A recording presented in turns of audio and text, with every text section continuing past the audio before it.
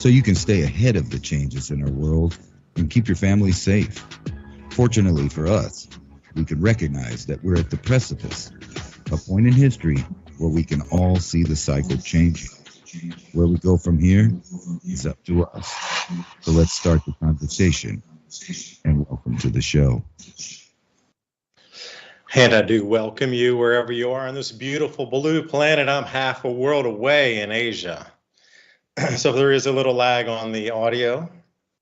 That's 12 hours of communication time. Yeah, our world has definitely moved into a different era in as quickly as a week. And I was looking on our feed over at Civilization Cycle on X, and somebody was asking Trump, are you going to lower interest rates and will the Fed listen to you? And he jokingly laughs and says, yeah, ha, ha, ha. So I have actually 3 Fed stories before I'd even seen that. So the fire cost right now with the new fires that have just blown up into 10,000 acres near Los Angeles and Santa Clarita, it's well over $600 billion right now in terms of damages. And this is going to go well over $1 trillion by the time it finishes through LA here. And currently they have $24 billion for insurance premium coverage on that. So they're going to be shortfall around 950 trillion. That's being conservative, or 950 billion, excuse me. So who's going to cover that? The same with the Federal Reserve. When you look at the FDIC insurance program, only currently has enough to insure 1.3% of all deposits in American banks. India has something very similar going on with its insurance program, but they have 1.5% coverage in India of all the bank deposits. If they were to fail, only 1.5% would be bailed out. And then I was trying to use the RTP function, which is a payment system. I couldn't use Zelle. I needed to pay somebody in Hong Kong, and they had a branch in the United States of HSBC. So HSBC, you cannot use Zelle, you cannot use Venmo, you cannot use pay to person. They use what's called RTP. So I called my bank and I was like, hey, I need to activate the RTP function. And they're like, we don't know what that is. And I said, well, it's the FedNow account wallet. What's so strange talking about the Treasury, the FedNow account wallet's active around the rest of the world, but it's not active in the United States yet, which makes me scratch my head. Okay, that's open and active in Hong Kong to receive deposits, but why can't we use it in the United States ourselves?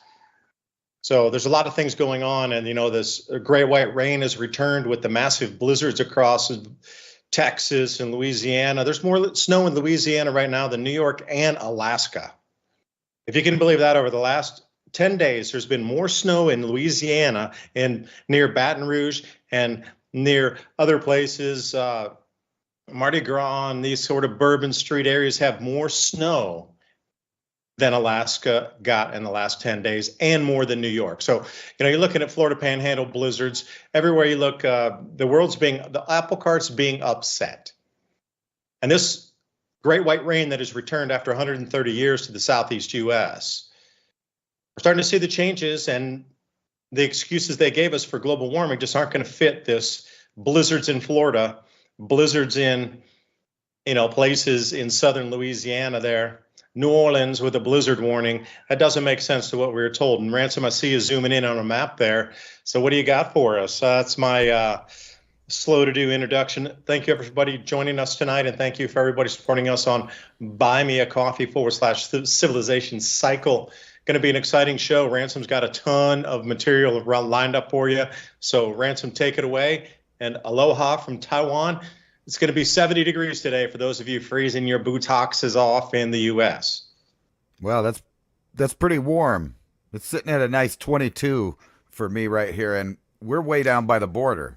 So we're getting a little taste of what Florida and even Mexico is getting right now. So let me put that map back up, and you can see down there in the Gulf of America along the Mexican coast, there's a severe cold warning. Cold front. And actually, all over the United States right now, there are warnings, as you can see on that map. Icing, snow, freezing deep into Florida. And as you were bringing up, everybody's freaking out like global warming. But check this out. I found this on Twitter here. It says February 1895, very similar system rolled along the Gulf Coast. It was just a little further west, but it dumped more snow than this one. So you got 28 inches in Beaumont, Texas, Lake Charles, Louisiana, 22 inches. Houston, Texas had 20 inches. So you could just see that's a lot of snow. And it looks like we're hitting this, short cycle, which might be part of a large cycle to keep coming. And I don't know if you saw this, but there is wind approaching the UK close to a Category 4 hurricane. So they have warnings all out in the UK as well. Let me get back on that map. But literally everywhere. Life-threatening cold to expand southward across the nation, impacting 235 million. That's what, 2/3 or more of the U.S. population underneath life-threatening cold weather. And here's the chill map for you guys. And if you see those little pockets down in Florida, they're going to get cold, and that's where the warnings are at there in Florida too. All around Tampa, Orlando, all of that stuff is getting cold weather advisory for freezing. And then, of course, if you have craft, there's all kinds of winds. And then you go over to the West Coast, a bunch more fire weather for everybody. But this is what I thought was interesting. Look at this all the way down right next to Guatemala, a severe cold front. That's what they're calling it. It's probably going to get like 40 degrees for them, but that's a big deal. And then here's one all the way from Texas to the Yucatan, and it says cold front severe. And even where I'm at, which is usually warm, I mean, we do get cold. They have a cold weather advisory here. It's dropping down to the tens and maybe single digits, and negative degrees in the mountain areas. We've had that for the last week. So everybody's getting their chill on in this fantastic global warming going on right now. How do you say muy frias? Muy frío, yeah. Let me see. I wanted you. Oh, frío. I wanted you Nothing's to ask frío you about in America. Every the inflation's gone big, so. Right. Let me find this. It's about the. Yeah, if anybody is out there hunting iguanas or pythons, this is the perfect time because they're just going to be laying there. So, there's tons of recipe. Now, don't laugh. Iguana is quite good meat, actually. So the pythons as well, too, if there's a certain way to prepare certain types of snake meat. So if you're down in Florida or in some of these areas where you get a lot of reptiles and sort of things, it's kind of going to be a nice meat foraging type of environment here of a lot of creatures that are very difficult to run. Yeah, I mean, you got to use 22s to hunt the iguanas. They're tied up in the trees. They're fast. They're down near the water. They take off. But mark my words, there's a couple of channels I've watched through the years here. Deer Meat for Dinner is one of them. Guy down in Florida. Want to go down hunting with him. But they were down getting a bunch of iguana, real big ones, like super, 3 foot long ones, and doing all kind of recipes and things with it. But there's definitely meat source. So, if you're thinking that there could be shortages or something, and you do come down into that situation where you can't get to a store, but you got some like snakes that are just frozen out there that have stopped moving because they're reptiles, or you get the iguanas, free meat for you. And I would encourage you to try it in our day and age right now to see what you could possibly wild forage, because a lot of people won't touch that. But the iguana, seriously, seriously good meat. So please give it a try. If you find any iguanas falling out of the trees, just, get them on the Barbie and then you're good to go. Not to mention those big anacondas and pythons that are invasive species. So as a matter of fact, You're not going to get in trouble for eating those. And think about that. One of those snakes would fill up a freezer full of meat. So, if you're not on the, picky eating end of things, that's a lot of free meat. If you can wrangle that thing, be careful. They are strong. But in this cold weather, not so much. They're just kind of like a big roast waiting for you to grab it. But I wanted to ask you, you And brought wait, up you know, that, ransom. If I could interject there, they do pay you by the foot for the snakes. Those invasive Burmese pythons. right. You can get a permit from the state of Florida. Anybody can. Me, Ransom, can get it. And even if you're just driving down the road, just one random day, and you have a permit and you get it, so you get a 12-foot long python, they pay you by the foot. Whatever Right. you are, even if you're just a single person who gets just one snake a year, they will still pay you by the foot to try to remove those, because the amount of habitat destruction and just absolute devastation in the ecosystem from these pests. This is a great time to try to, nature's giving us maybe a foothold or like a foot through the door there to try to remove some of these pests that are otherwise unremovable. But maybe this cold's going to be a blessing. Maybe it will, because those Burmese pythons absolutely need to be removed. One female can drop, 30 eggs in a clutch. And they all hatch out and whoosh, there they all go. Got 30 more big, huge pythons that need to be eating. And there's millions of them down there. They're uncontrollable. So paid by the foot. If you're looking for a new job, move to Florida and wrangle up some pythons. That's a pretty good deal to get paid and get free meat. You know, everything's about to change, and I just wanted to say one thing about these freezes and fires. I know they're devastating to humans, but as far as nature goes, this is weeding out the weak animals, which leaves only the strong animals to survive, and there'll be an explosion on the next cycle of better, healthier animals because all of the sickly animals. And think about this, you're probably going to get to enjoy a spring without so many bugs this year. All through the South, I'm not a fan of the bugs, but this always reduces their numbers a lot. So if you're out there cleaning up your properties, getting rid of brush and piles of wood right after this freeze, you'll get rid of most of the eggs from everything to parasites to the things that attack your gardens. So, those, what do they call them? Squash bugs. They always hide in debris, and that's where they come out. So if you clean up that debris this year after a great freeze or a great fire, you're not going to have bugs. And that's actually a good thing for preparing food this coming spring. But I have a feeling that the cold may last a little bit into the spring this year. You never know. We might get a heat wave in response. But things are shaking up from weather to everything that in civilization. We're truly upon a civilization cycle.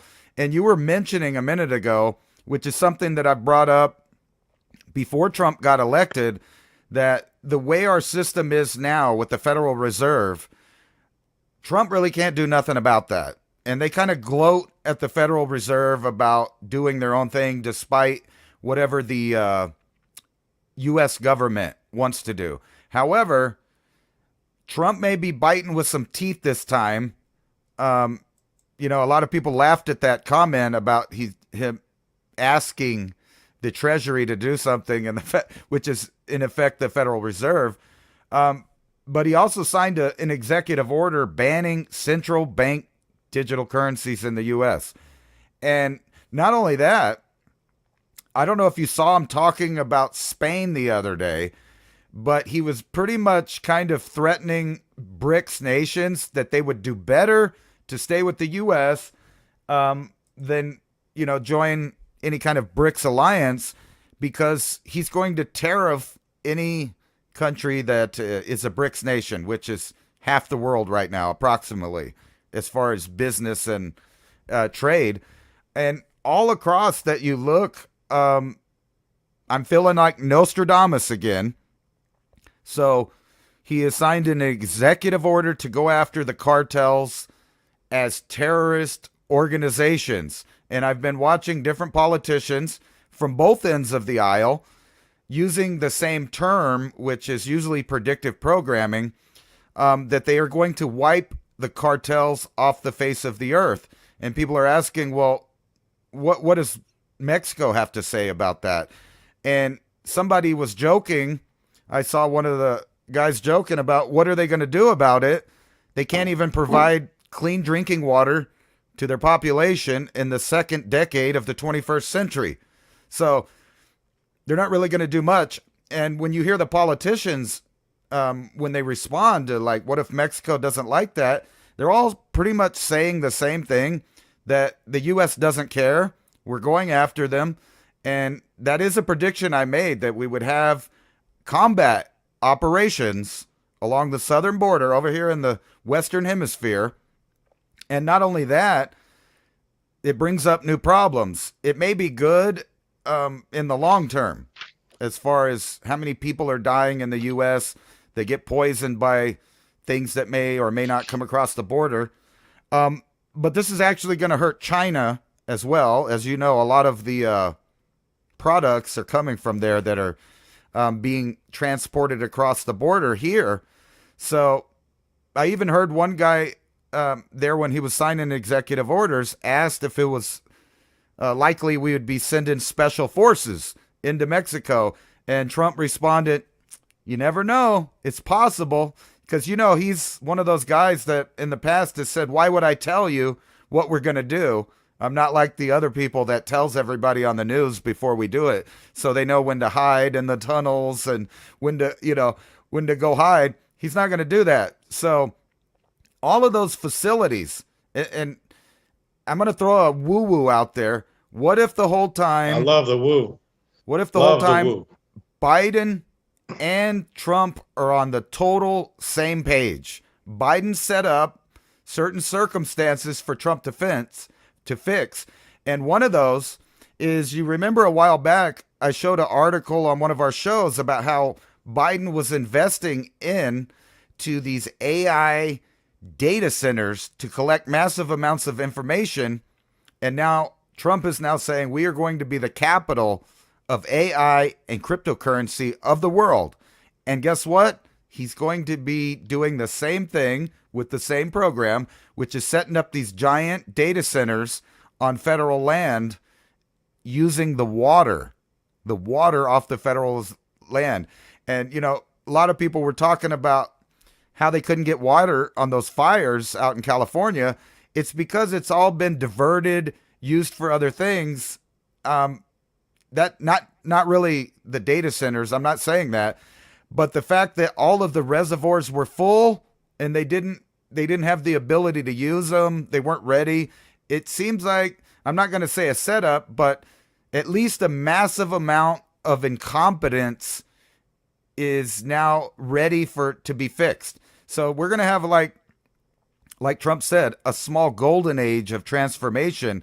How that'll work out in a decade, I don't know, because you have to remember, similar actions happened when we went into the Middle East, and necessarily and inevitably, we're going to have blowback and collateral damage, which is what causes that blowback. And this is going to throw a lot of chaos in the food industry. So everybody's about to redo their contracts. It's all up for grabs right now. How it lays out, I don't know. You know, you have to say that he is doing a lot of promises that he said he was going to do. He went right into signing executive orders for that. So you kind of have to wait a little while, so to speak, for the empire to strike back, right? So I don't think that they can fix it all by themselves, because there's too many working parts, and a lot of that is weather related. And, you know, there's a lot of egg on the faces of the global warming hoaxers right now. And even the social media people are pulling back on the censorship of the alternative ideas and data because they have no choice. You know, when you're seeing Florida and New Orleans having blizzards, it's kind of hard to convince people that the planet is burning up. The only people hot right now are in Australia. Yeah, and that Illuminati term, the golden age, there's no such thing as a small golden age. It's an age, the age of ages. Come through, it could be the age of Aquarius, the age of Sagittarius, the age of Taurus, the age of Leo, when the Sphinx was created 10,000 years ago. So the golden age, ages are quite long. They're 2,000 years. So whether it be the Reich for 1,000 years or the Golden Age for whatever they want to term it this time for 2,000 years, it is what it is. Nothing small comes this way. But if I could, swing back to what you were talking about, that article, no central bank digital currencies here for the United States. Okay, what's the other option then? They're going to have to use an existing protocol. And they're probably going to have to derivatize. As we've seen, I was watching Catherine Austin Fitts the other day, and they were reading the prospectus from BlackRock's Bitcoin ETF. And it was in the wording, they were laughing, and they couldn't stop laughing as they were trying to, well, it's going to try to mimic the price of Bitcoin. There's no real underlying Bitcoin behind it. They're going to try to realize the price. They're trying to stabilize. They're trying to mimic. They're trying to. So when you look at it, it's really a derivative contract. So they can spin money out of nothing based on that. But at the same time, if they're going to use RippleNet or XRP, Stellar Lumens, that's already a pre-existing protocol that was slated, at least in a lot of documents I had read from the Banks for International Settlements, the SOLA project, SOLA. It dovetailed all of the individual projects that were out in there and kind of wrapped them into one. So if you're looking at mBridge, which was Saudi Arabia, China, I think it was United Arab Emirates, Egypt, and there was another country in there. So they were running as an autonomous, like one unit. Okay, that would have been, those 6 or 7 would have been encapsulated, and that was one of those that would have been captured into SOLA, SOLA, the whole blockchain protocol for the Bank for International Settlements, moving out on the different layers that they were going to use. And they never said which distributed ledger they were going to use, but there's really only one. There's only one, Ripple. That's it. It's always ever been. And when you say things have been fictitiously put the way they were to keep them, let's say, on the back burner, like this entire CFTC thing, never giving us enough regulation in the crypto world to understand if something was illegal, was it a unsecured offering, what was it? Was it a commodity? Like that, all that XRP traction was put on the back burner until it's needed right now. And suddenly Gensler's gone and they bring in a bunch of new people who are super pro crypto, because that was the whole thing. And I'll tell you my personal story, which, really made me think about a lot of this stuff earlier in the last day or so. So a friend of mine helped me out, and I wanted to give him back money instead of the things they gave me in terms of physical things. I thought, all right, I'll give you back the money. So I wanted to just use my wire or transfer service from my bank and then just simply transfer money over. Impossible. HSBC does not use Zelle or Venmo, which are two popular ones in America. Those are American native bank ones. So you can use those all within the US. Now, Hong Kong banks, not a chance. They're not intertwined in that. So first, that was an unknown for me. I thought every bank on the world used Zelle. I thought they were all interoperated until I understood that when you use Zelle, Bank of America steps in the middle and controls your money until it's delivered to, and JP Morgan as well, until it's delivered to the next. So if something were to happen in that middle transaction, Bank of America owns your funds. Well, even though it's with Zelle, it left their bank account, Bank of America captured it, it's being transferred through the Zelle system, and until it hits the deposit in the next thing, you gave your money to Bank of America. Okay. But then they had this pay-to-peer thing, because I have a business, so I was going to try to pay for my business, use my business account, send the money, think it would be easier. And lo and behold, the only thing that currently HSBC, which is a Hong Kong bank, can use in America is RTP. And that's just a rapid transfer protocol. And I was like, all right, I haven't really heard of this RTP before. So I had to activate it in my bank because it wasn't activated. And I called up a bank and they're like, we really don't know what this is. And I'm like, well, wait a second. You're on the clearinghouse list for RTP on the website of those that are running this program. How is it not, you don't even know what it is when you're a signatory and a beneficiary and a clearinghouse for this RTP program, how is it that you don't understand what the program is? Like I want to just send some money to somebody that I owed for a loan, for example, you know? I'm like, oh, RTP, we don't know. Okay, let me just put you on hold and I'll get back here.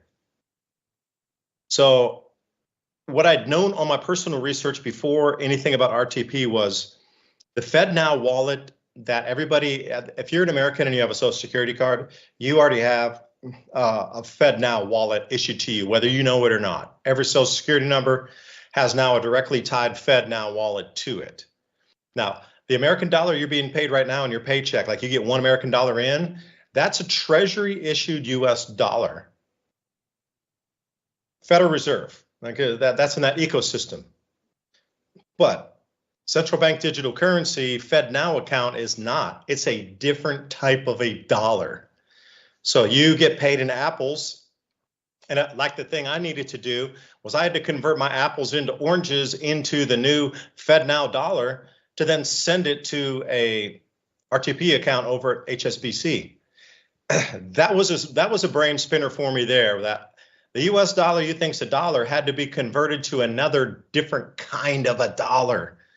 It's not active in America yet, but it's active outside the United States. So HSBC, excuse me, and those that are transferring money through London banks are using our native RTP protocols already with some digital dollar issuance to trade and send money instead of using wire transfer right now. But we in America we're not, excuse me, not open yet. We have the accounts each issued to us, but I don't know if they're, and this is what, when I showed me that article that Trump was saying there's going to be no CBDC, I'm like, well, wait, we all have FedNow accounts. So how is this magic going to work unless it's an existing protocol that already exists? And the Ripple US dollar would be the one that makes sense the most. So trying to actually activate my RTP account and my old FedNow account, I tried to activate it today. Earlier today, it was like 3:30 a.m. or 3:30 p.m. your time.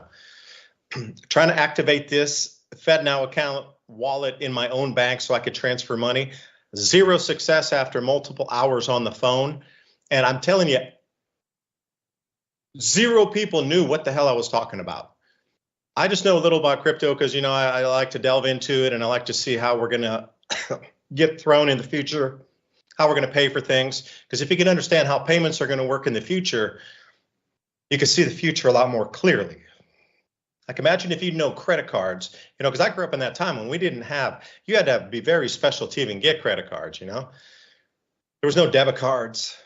And I grew up during that era on the transition, but imagine if you'd seen so clearly with a crystal ball, like absolute 100% clarity, that you would have seen the credit card market evolving and you could understand it enough to see where Visa would be today back in the 1970s. Like you would be so far ahead of the game, you would never need to work again. That's the same thing with all this cryptocurrency. Like it is the future. As much as Visa is today in 2025, as they saw it in 1975, the same, it will be utilized globally. The same level, but probably 10 times higher.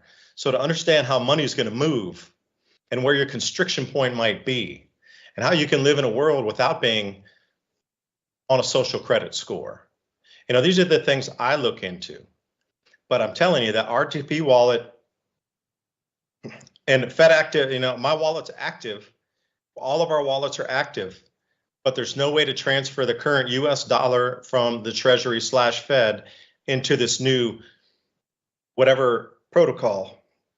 I think because once it got transferred, we could find somewhere where it transferred, which type of money or which protocol it flipped into, and then you would know 100% for sure which thing to buy on the crypto market that would be the one the United States government's going to move all of our pre-existing money with into the trillions of dollars.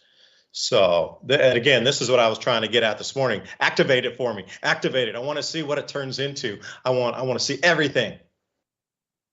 And there's no hope. They will not let you do it currently.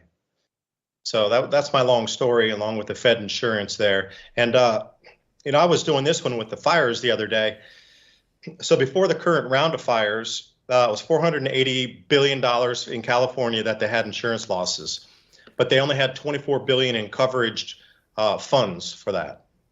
So there was a giant shortfall, and they're going to be asking for some sort of federal bailout for that, because if they don't, the insurance industry, as we understand it, will go completely bankrupt.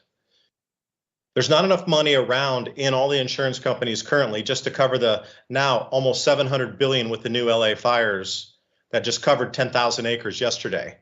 We're approaching almost $1 trillion that they need to pay out. There's not that much money within the insurance companies because the banks are holding on to all this bad debt and bad bond issuance. And I was just reading a small report. If they needed to cover a fraction of that, they would have to sell at a loss. Currently in our banking system, that would be $360 billion loss, which would wipe out our entire banking system in America if they were to take such losses. So Silicon Valley Bank, remember that one that cascaded, and that's the reason for the capital controls in America. I encourage you, another thing, to try to send money to another account, to another person, or even your own account in a different bank. You're going to be limited to $250 per transaction. Capital controls are in the United States now, whether you know it or not. That Silicon Valley, Silvergate collapse that nearly took down our entire banking system was just, less than 20 billion. If the insurance companies need to sell something to pay out the claims, they're going to get a $360 billion loss. That'll wipe out everything that you know in America. The banks will be gone. The insurance companies will be gone. Our stock market will be in shatters. The home industry, the home loans, they'll be no longer existent. Just everything would evaporate in terms of everything we've ever known in terms of money, banking, finance, insurance, and stability of our world based on your savings account or your retirement fund would be down to zero. And if that's the kind of reset that they're looking for, then they have it in the California fires, because that could be the catalyst to really take down the entire system. Now, if that were to happen, there has to be a replacement. And guess what, Ransom? There's a replacement already ready. So please, everybody, look up the RTP program. And I would encourage you to call your banks and really understand what this is. And if you do learn what it switches into, you are going to be a billionaire. You just have to buy a few of those coins now, because the entire financial system on at least 36 trillion will be predicated on using that protocol. If you do, please send me and Ransom the message so we can retire, and we'll still bring you the message, but we'll be sipping cocktails on a beach bringing you the program. That's funny. I retired 20 years ago, but I didn't get the retirement fund to go along with it. I just started working for myself, doing stuff. When you say that, that's really scary if you look at this article right here. This says that more people are only paying the minimum payment as credit card balance rise. The revolving credit card balances hit $645 billion, representing 71% of total card balances. Now, if everybody were to go broke and stop paying their credit card bills, there's an additional $645 billion that wouldn't be in the circulation. So you can imagine that if different dominoes hit at the same time, people aren't going to be paying their bills because they're going to be buying food and they're going to be taking care of necessities. So they're going to keep paying that minimum amount as long as they can until they can't pay that. And $645 billion is a lot. That's more than what you just said, was the unrealized losses in our banking system. And not only that, that's even more money than the losses that they're claiming from the fire. This is just money that people owe from buying things that they don't need. And, when we were around Christmas, they were talking about another $10 billion of things that people were going to buy on credit. And that most of those things were unnecessary trinkets. They weren't buying, storable foods. They weren't paying off their house for the future. They weren't trying to pay their car notes off. They weren't doing any of that. They were just buying junk because everyone's in this delusion that things can continue on the same way forever without ever changing. And if the weather is an indicator, that kind of just shows you one example of how things never stay the same. Never. They always change. Everything's inevitably going to end. And that includes all of these little cryptocurrencies that they just pop out that have no value behind them. So you got to stick with the ones that are actually backing up real value in the real world. So, you know, they have one of these I call them joke cryptocurrencies because they just launch it. You know, there was the Hawk Girl coin. She got about $5 billion that collapsed, or 5 million. I don't know what the number is. Don't quote me. But she got a lot of money, and then that just collapsed. Where did that money go? Right? And pocket. Yeah. Even the president and Melania, I don't know how much associated they are with the little coins that they launched, but me personally, I would advise against the fad crypto coins. And if you look at that guy, there's this guy that has side-by-side videos, I'm sure you've seen it, of him back in 2013 buying some Bitcoin and looking at the little graph, and I think it was like, I don't know, $13 or $14 or something like that, a Bitcoin. And then they fast forward, he's showing the same video after it went past $100,000. So if you could think about that guy is one happy dude right now because he stuck with it. He stayed through the ups and downs. I'm sure he got excited several times when it was at 20, when it was at 30, when it was at 60, and he didn't sell, and then it dropped back down, and now it's way up. So maybe they're going to be using literally Bitcoin as the standard here in the United States, because despite these other countries saying they're going to pass laws to not use it, like I said before, they're privately still using it. So they have their own backup currencies, Bitcoin, gold, silver, and even a bunch of people just made a lot of money off of iron recently, even though that's probably going to drop in price. People are making money off of changes that they see coming before it happens constantly. And the trick is kind of get ahead of. Wrong button. Yeah, I have a number for you. 13 million is the valuation that they want to bring each Bitcoin to. Now, that was Michael Saylor's speech, and then a few others that also tagged along with that. He's like, if you sell your Bitcoin for 100,000 today, you're leaving 13 million on the table, approximately. So take the number out to 13 million and do the math with it then.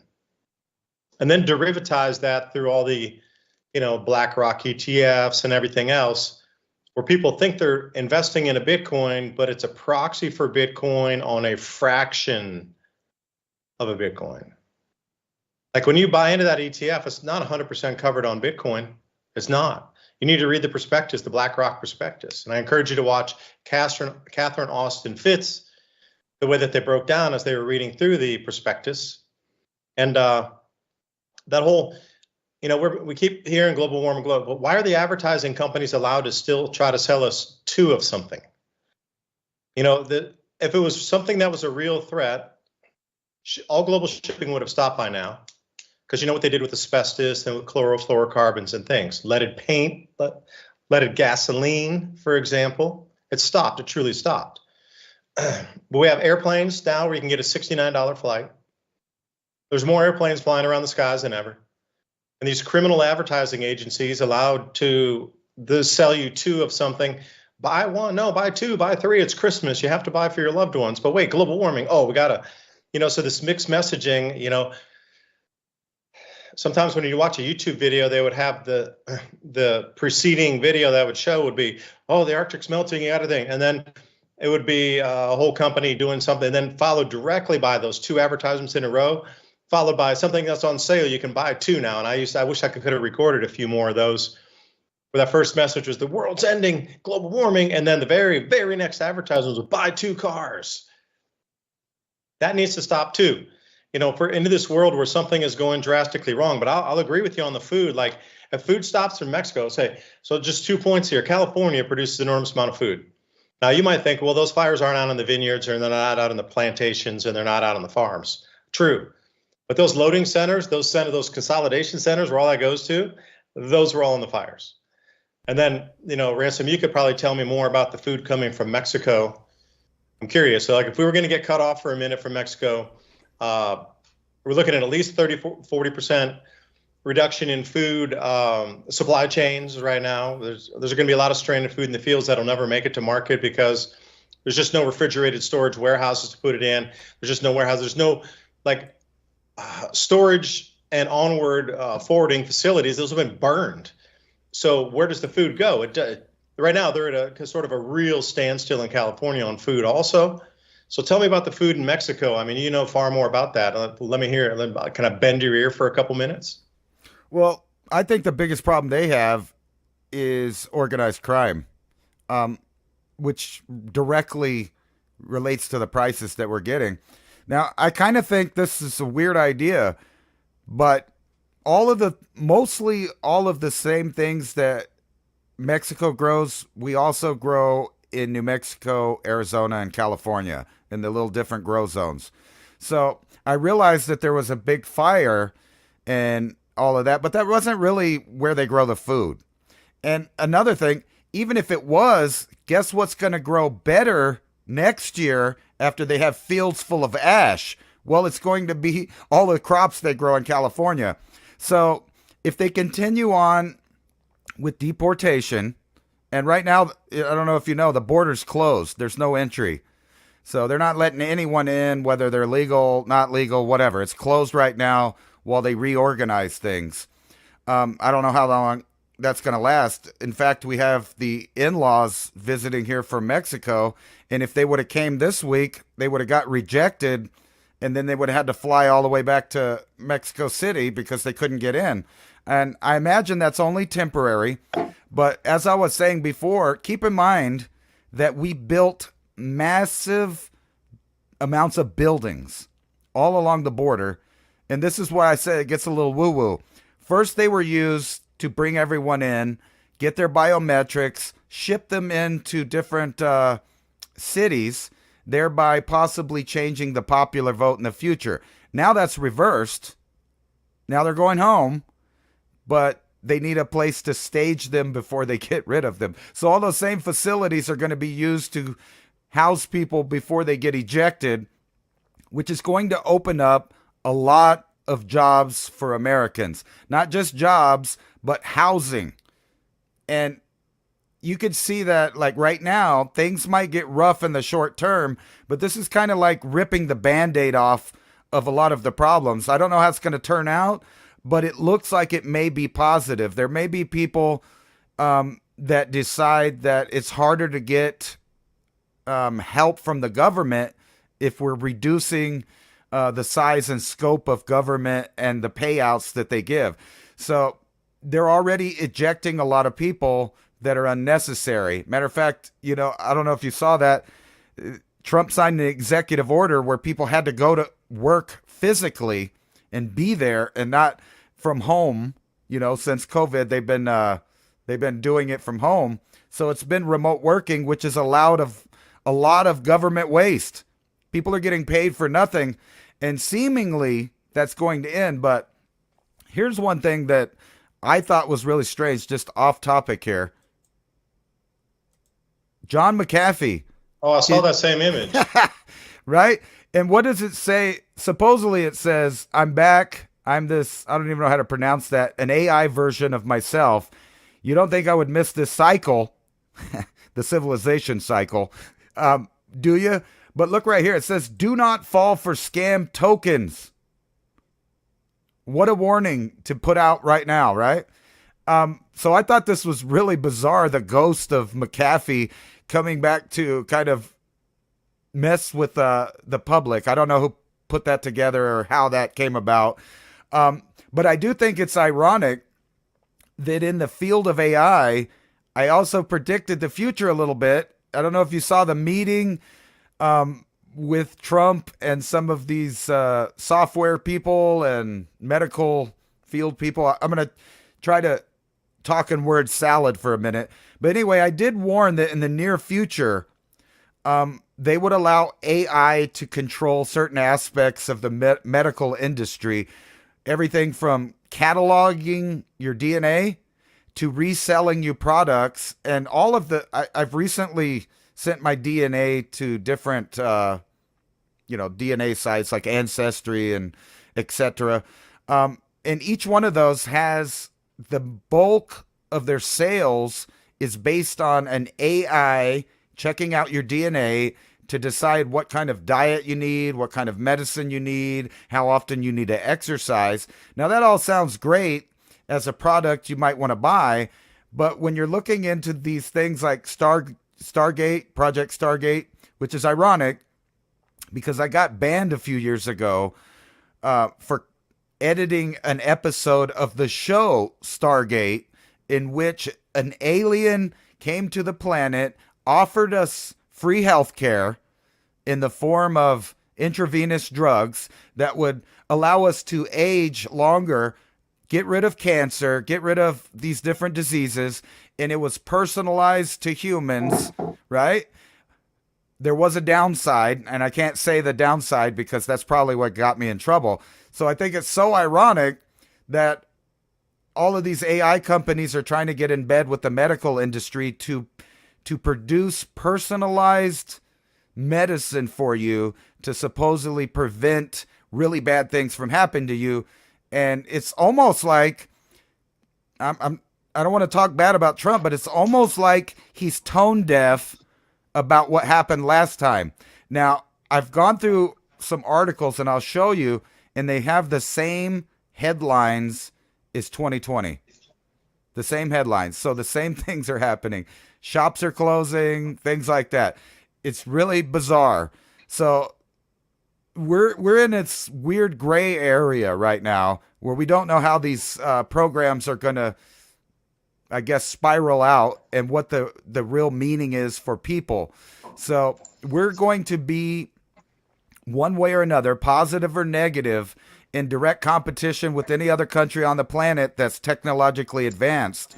We're going to be at the forefront of AI track, trace, and analyzing of every aspect of your life and how it interacts with the entire human domain. So this literally is a new age. I don't know if it's golden or it's more of a nano age.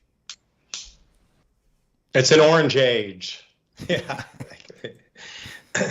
Well, that AI could predict into the future some genetic defects, and you could become uninsurable, could you not? Because you got to think, okay, if they're going to do personalized medicine to try to allow you to live longer, what happens if a certain population is like literally uncurable, or the lifespan, they know within 10 years you have a marker and you're absolutely going to die within 5 years, 10 years, 2 years, or whatever it is, that they'd be like, we're not going to give you life insurance now. We're not going to give you this type of insurance now. All based on, and again, the thing I would ask you, you sent that off to multiple, DNA testing. Do they all give you the same exact results, or is it slightly different? Because if it's slightly different, then, this AI taking over and looking at your DNA markers could also have different effects and different outcomes based on, where your lineage is from, if it was the correct one, or if they gave you the correct type of body, or the correct type, because in Indian Vedic medicine, if you're looking at, there's a type A, type B, and type C body. Like me, I'm one of those tall, skinny guys. I'm type A. Others, a little bit more stocky, type B. And then, I forget what the C type is, but the foods that we would ingest or that would be better for us would be different. Different foods for different types of bodies. Some metabolism is working super, super, super fast. Others working a little bit slower. So the same food is not going to be the same for every individual either. So even taking back, 4,000 years of study of this sort of thing, even such a simplistic way of looking at it and breaking it 3 different types of bodies on the human race itself would require slightly different foods within the 3 of those for optimal performance. So I'm just wondering, and Ransom, before we go on the break here, just wanted to read off, thank you for supporting us on civilizationcycle.com. Buy me a coffee. Thanks for the show tonight. Awesome. I'm glad you're here chatting with us and sending some thoughts to us, like thank you so much. You're rocking it harder than anyone. We are trying to continue to do, I'm a 12-hour time difference. It's a little bit, it's a whole different world. You're going to bed. I'm just waking up, or I'd still a little bit jet lagged even weeks after being here, after traveling up to Japan. I still get up at like 3 or 4 in the morning, like reset me totally. But then I get really tired around 9 p.m. here.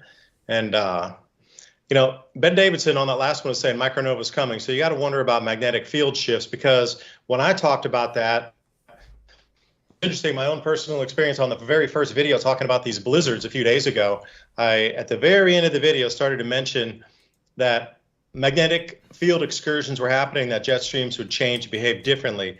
Got like almost 4,000 views in the first hour, and then after 6 hours, it only went to 8,000 views.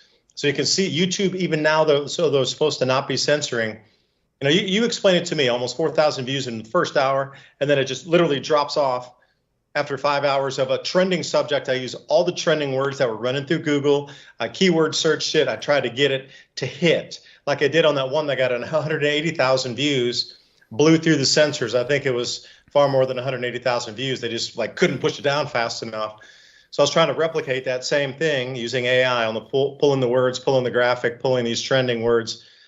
And, see something like that's really disheartening, where it's running and then it just flatlines completely because of the subject of trying to explain away, why are food prices getting so expensive? What's really happening with, the magnetic field on our planet, that sort of thing. That is still very verboten subjects to talk about.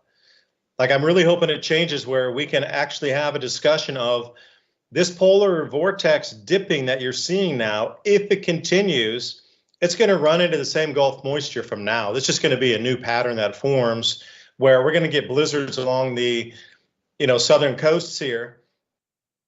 Would it be maybe next year exactly the same? Perhaps not, but it'll be a trend of perhaps more snow, first ever blizzard warnings in Louisiana. Well, that blizzard of 1899 in Florida would also have been what we consider like a classic blizzard, but it was below zero. If it was sub-zero temperatures, 2 degrees Fahrenheit below zero, far colder than this one. It only got to 6 Fahrenheit. So these things are repeating in the past. Now, if they saw that same, setup and things happening in 1899, centennial minimum, very low solar activity that allowed those jet streams to dip super low and smash off with that same Gulf-laden moisture pattern pushing up. And there's these two storm systems collide. You get the Arctic front, Siberian cold air, Arctic air, and it slams into that Gulf moisture, really warm, coming off the Gulf of America. Ransom, you need to work on your accent, because you said, America, it's Gulf of America, and you're talking Louisiana and Georgia. You got to work on the accent with that. But that is going to be a new prevailing pattern as it moves through. So are we ready for it? Are we allowed to talk about it? Well, currently, apparently not, because magnetic fields and you paying a global tax don't mix. So maybe that'll get our broadcast here labeled with the little blue UN box below. I don't know. But please support us on Buy Me a Coffee so we can offset some of these losses here from revenue from anything that we get off YouTube. We help us out. Please support the channel, because we talk about this. And again, these videos don't get the reach. We have to bring it out and try to throw it through a whole bunch of other channels. But then all that software to do that costs us money to try to bring that reach out beyond what we can get off of YouTube and these verboten subjects, as we would say. Ransom, looks like we're coming to the break. So any last words? And please stay around for hour number 2 right here with Civilization Cycle. I did want to go more deeply into this world that we're moving. How much is our food going to cost us moving in the future? Like, where are these losses going to go? Are we going to get 10, 20, 30% rises in food prices? Because I've just been through 2 countries in Asia out here, and I want to explain my stories of personal buying of supermarkets, traditional markets, and then also restaurants compared to American prices. The rice shortage is amplifying across Bangladesh and Japan, and we're starting to see it, the rice production really low across so many countries in Asia. We're going to have rice shortages this year for sure across the world. If you're a rice eater, and I would absolutely suggest that you would buy more and store it aside. Rice is going to be less available. It won't be unavailable completely. It'll be less available, and it's going to get very, very expensive. But that is a staple that is normally pretty cheap. Problem is, It's rising to the point of being like water cooler conversation here in Asia. Every country, even in Taiwan, the rice prices are getting to the point people are going, rice is getting really expensive.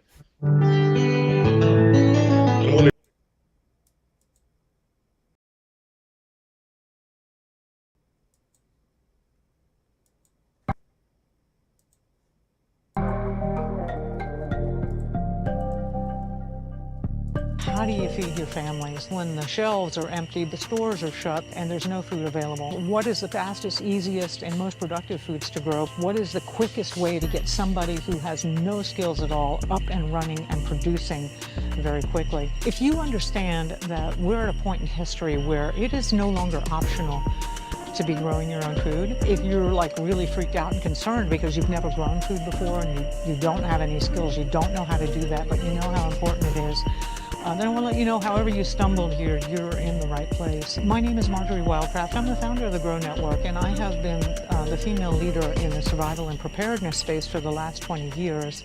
How to grow lots of food, even if you have no experience, are older and out of shape. This is for people who want the fastest and easiest ways to produce healthy and delicious meat, eggs, and vegetables. Because you know that growing your own food is like printing your own money. During this webinar, you will get status of global food shortages, how long the crisis will last, how much space you need to grow food, easiest, highest calorie foods you can produce, a complete plan for producing all the food you need, how to get started today, regardless of season. Marjory will show you the fastest, easiest, and simplest ways to produce calories and nutrition, especially in a crisis and/or grid-down situation. The assumption is that you have no experience and you need to start producing food immediately. The most popular part of the webinar is the Q&A session at the end. So please come prepared with your questions.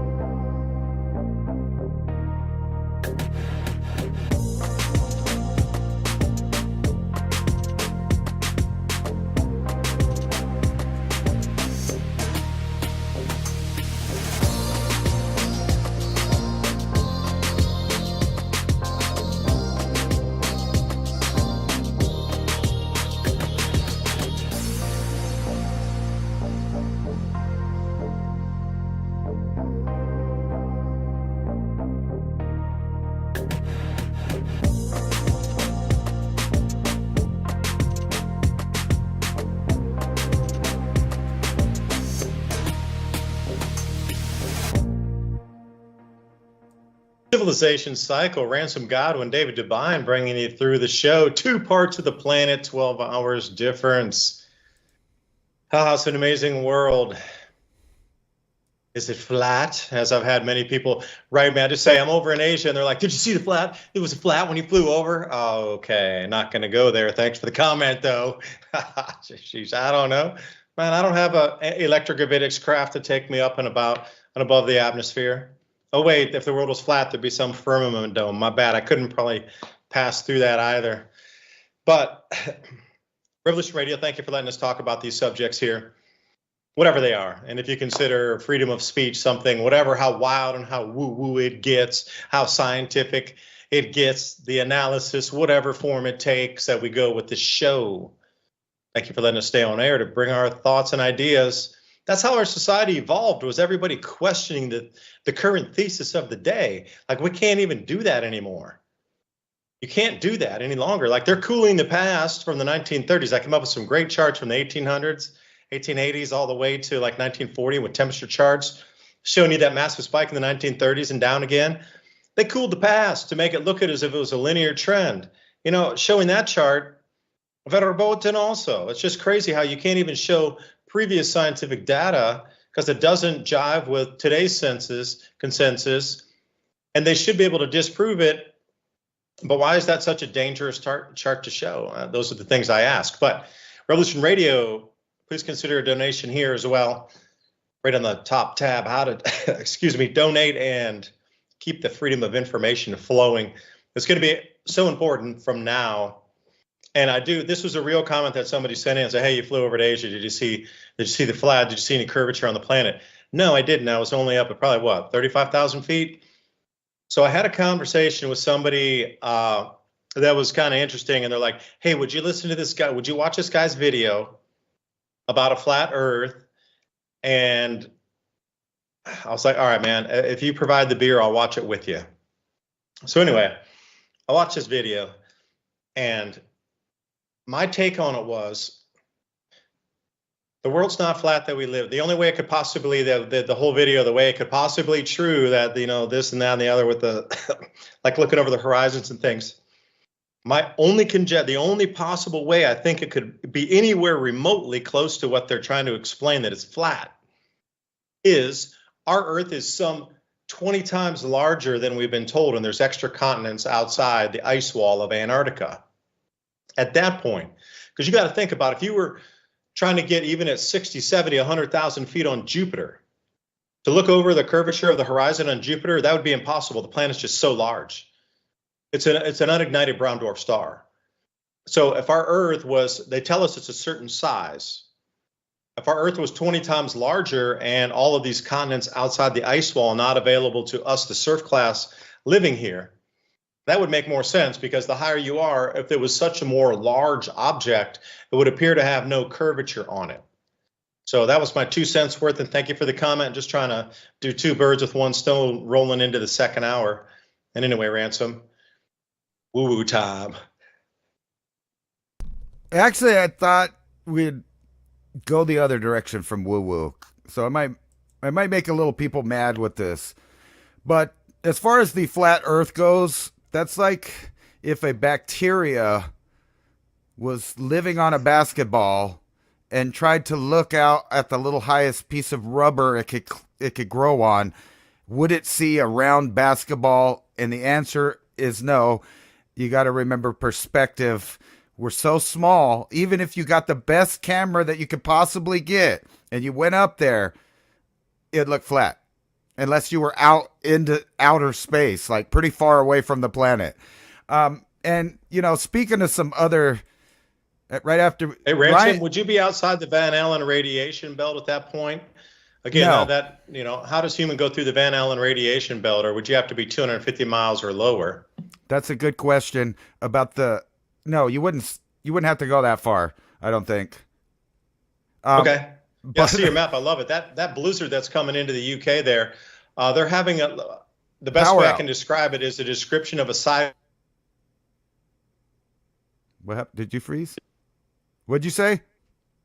Similar to the children's blizzard, where the ice that was blowing sideways in the hurricane force winds turned into needles as it was freezing, and it penetrated skin, and it like ruined a bunch of people's eyes. Wow. And that's why so many people got lost trying to get back in the children's blizzard here in the United States in the 1800s. Of what you're just showing me is some of the similar warnings. The 140 mile an hour winds coming in, when that stuff goes from water down to turn into the ice, it's not even an ice pellet at that point with the wind, it's an ice needle. Bullet. So please beware out there. You're coming into an ice needle storm there at 140 miles an hour. So I digress, man. I keep interrupting you. My bad. No, that's all right. Go back to the chart. I was just going to say before we get into the science here in a minute, that Ryan was saying on the chat that people are reporting power outages already in Ireland from the winds, I believe is what he said. But that makes sense because they have this giant thing going on here.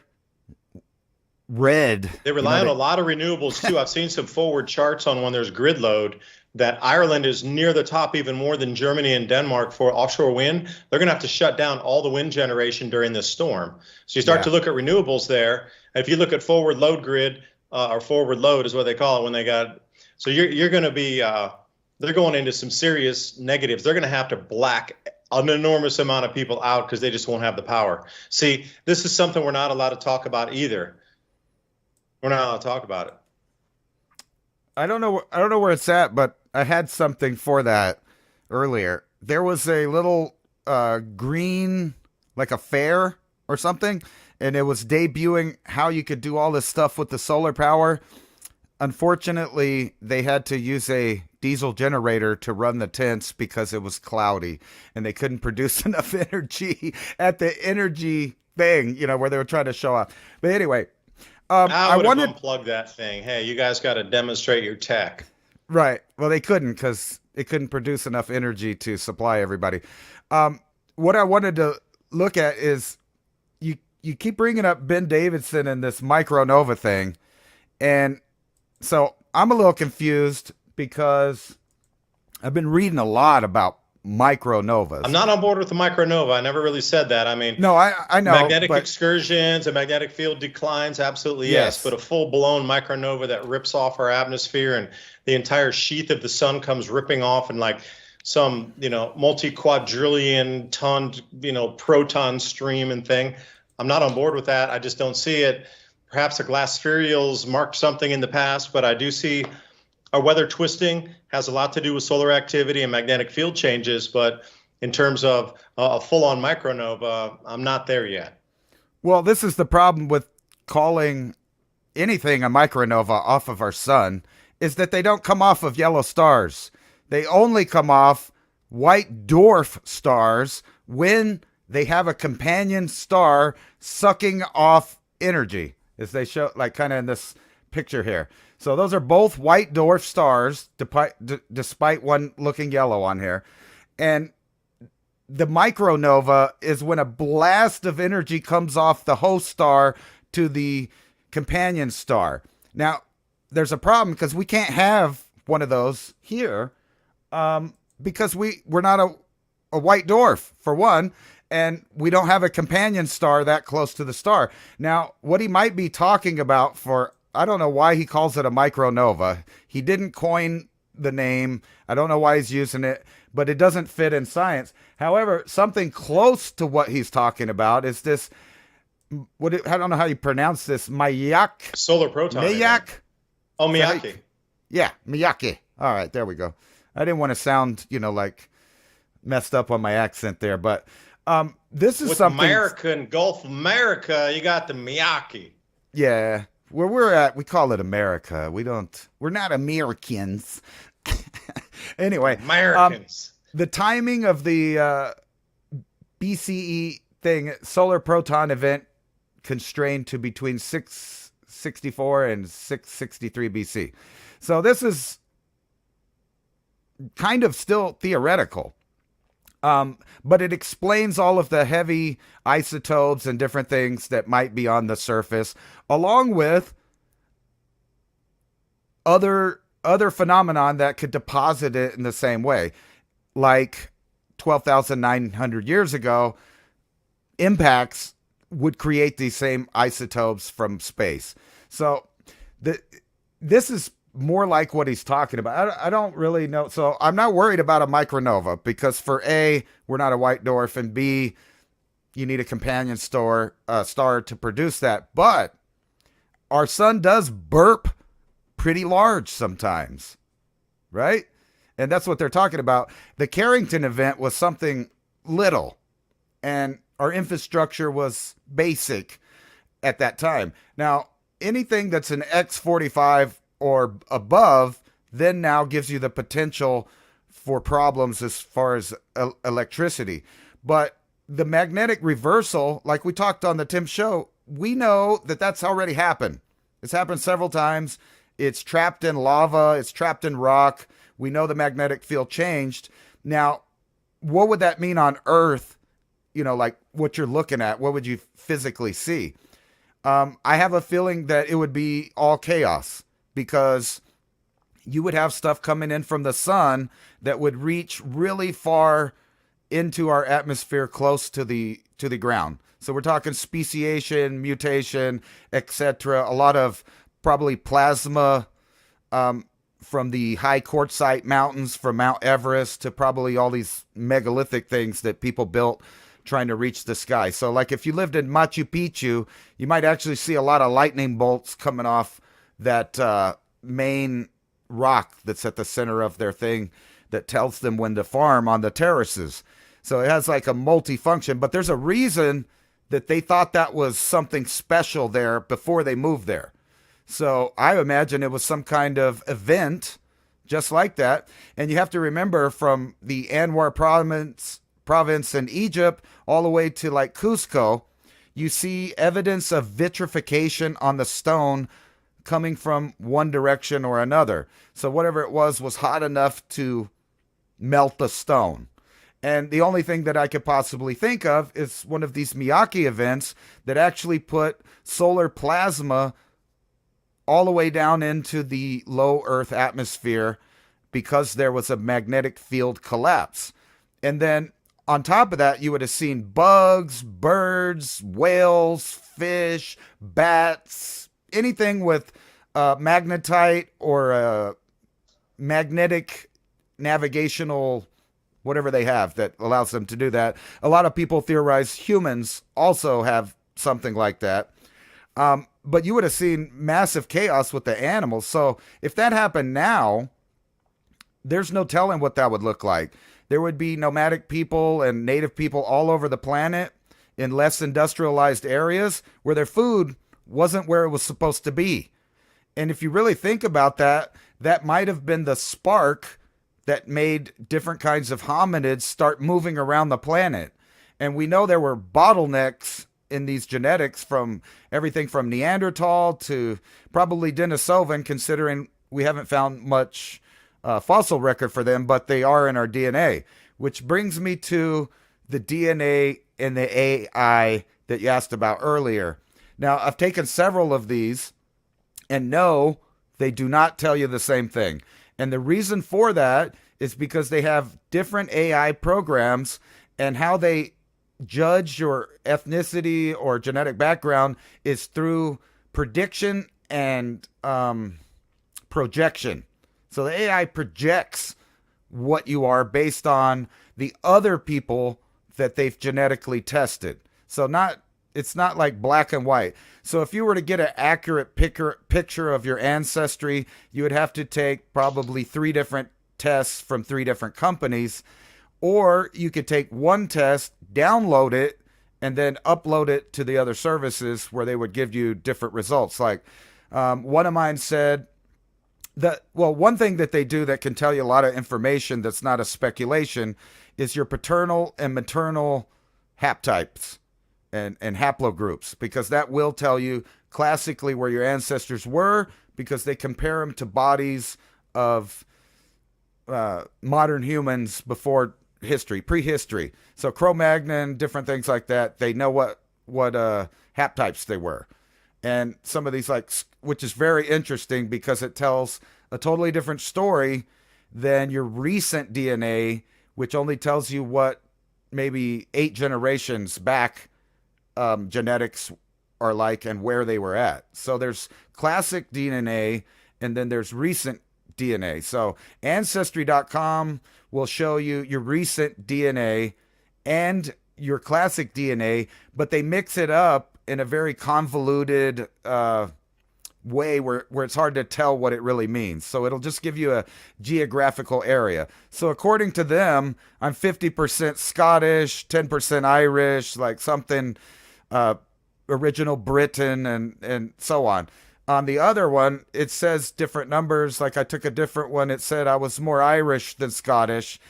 However, that one showed me the percentage of archaic DNA that I carry, which is really the whole key to everything.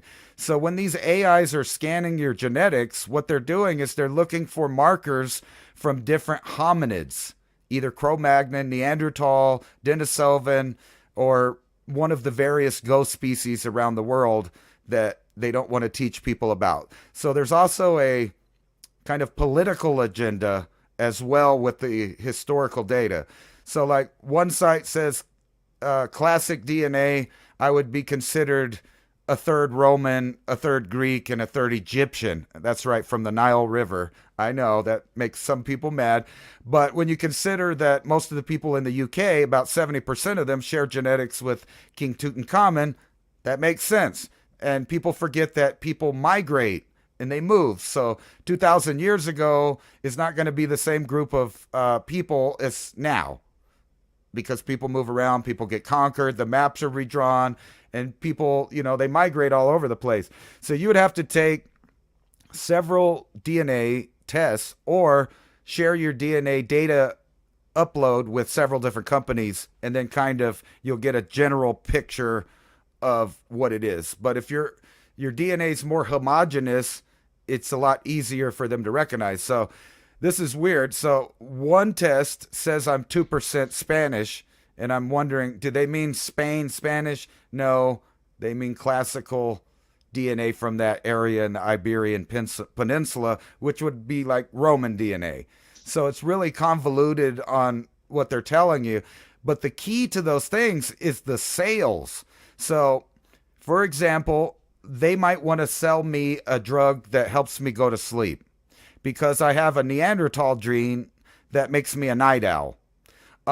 Although I'm from an area traditionally kind of, let's say, fair, pasty type people, I have a gene from Neanderthal that gives me dark skin.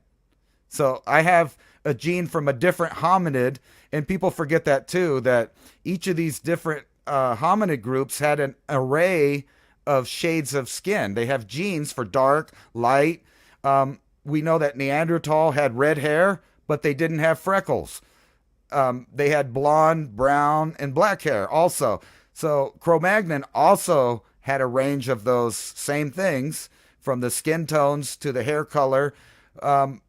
But certain genes are from certain hominids. So like I have the gene for high altitude, and I can use little bits of oxygen because I have a gene from Denisovan that they theorize is why people in Tibet and all those other places can live at high altitudes and have no problem with it. They don't get hypoxia or nothing.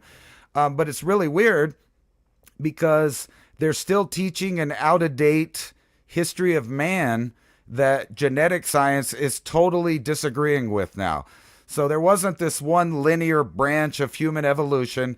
In fact, there were probably up to 30 different types of humans, and even probably 20 all the way up to the end of the last ice age.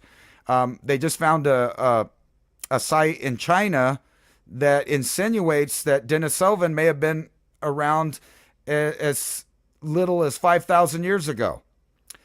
There's people in Indonesia right now hunting down the Hobbit man because the local tribes say they still see them from time to time. And we know that was a real hominid. It's not a fairy tale. There's more proof of that than Bigfoot, right? We have bones, we have DNA from it. So we know it existed, and people are saying we're still seeing it in the jungle. So now there's a whole team of people out there looking around for something that once was a myth. Kind of like the panda bear, right? The panda was a myth, at least to Western people, for a long time. Teddy Roosevelt came in there with the hunting party, couldn't find it. The guy Lloyd Pye mentioned, did the panda do something weird to evade detection? No, it's a dumb creature who's sitting out there eating bamboo, doing its thing, being a panda. Then we found it, and then it wasn't a myth anymore. But yeah, so if you were relying on those DNA sites to tell you, one thing, it's probably going to tell you a lot of stuff, but it all revolves around the new technology that's unfolding to sell you manufactured drugs based on your genetics. So like I was saying, you might have a Cro-Mag gene, which is basically the core species of humans, but you might have a specific gene that was replaced by one of the other hominids a long time ago. And they know, and this gets into some really scary stuff, because you could design drugs for a positive or negative outcome based on your archaic DNA. So like East Asians have up to 5% Neanderthal. Some East Asians have Denisovan, but China almost has none, which is very bizarre because they live right next to Koreans and Japanese. They do have a high content of Denisovan. And people in Australia, they have the highest content of Denisovan DNA.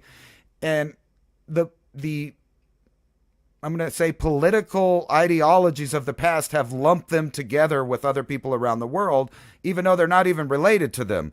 So they don't teach people that there's multiple origins for phenotypes as far as your looks and appearance. So there's more than one origin for the white phenotype. There's more than one origin for the black phenotype. And they've already proven that humans didn't walk out of Africa and then mutate into all these different people, but instead there were people already in the other places, and people moved and then mixed, and here we are, the mutt species in the future. Now the problem is we're at the same point in history as when all the hominids were mixing, but this time it's from a technological elite. So now they're the ones with the keys to the kingdom, and it seems like they're about to exploit what makes us human, literally the human essence. They're trying to package into a algorithm to sell it back to us. And we're going into the era of designer humans. And you can tell that, like, when you go to these websites, they're trying to sell you stuff to teach you about your traits, stuff to teach you about what medicines you need, like you said, what diet.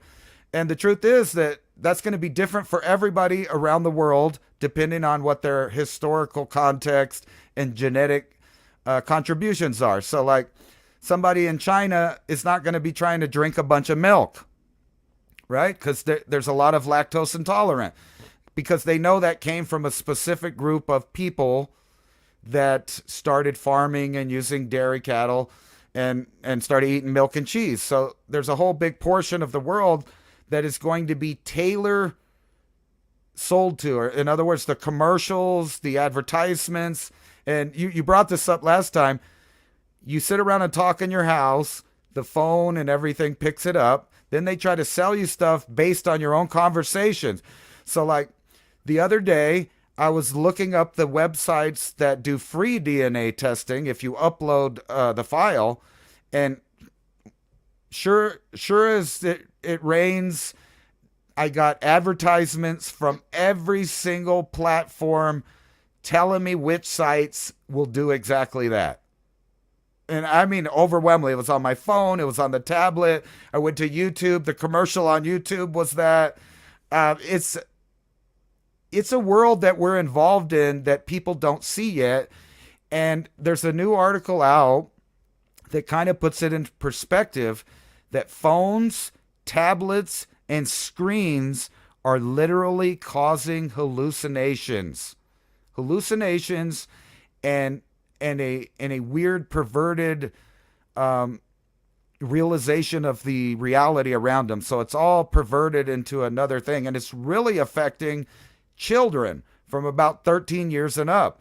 And it's causing things like aggression, antisocial behavior. Now, there's no telling what exactly is causing that. Like, is it the advertisements? Is it the news? Is it being connected to the world? Is it the flicker rate? Is it, there's so many avenues you could go down. But keep in mind, Steve Jobs refused to let his children have tablets and phones. And so do the other tech oligarchs. They're not using their own products. Well, I was writing some notes. That was a really interesting bit that you threw there. I was writing down some notes. So, the first thing that came to mind is with archaic DNA testing, could they find a less compliant part of civilization that would be tied to that same marker?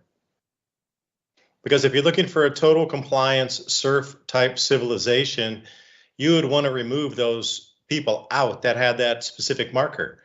Maybe the less compliant who are more individualistic thinking, that do their own research, they try to dive into, other theories versus just listening to news and believing it.